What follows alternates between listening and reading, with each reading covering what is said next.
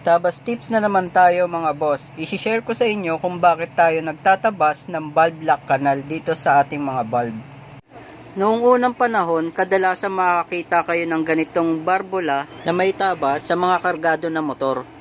Meron tayo ditong iba't ibang brand na stock exhaust valve para maipagkumpara sila.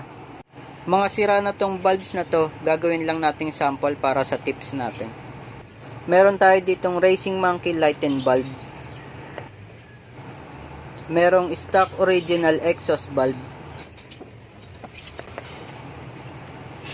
Takasago exhaust valve. Ito lighten valves pero walang brand yan.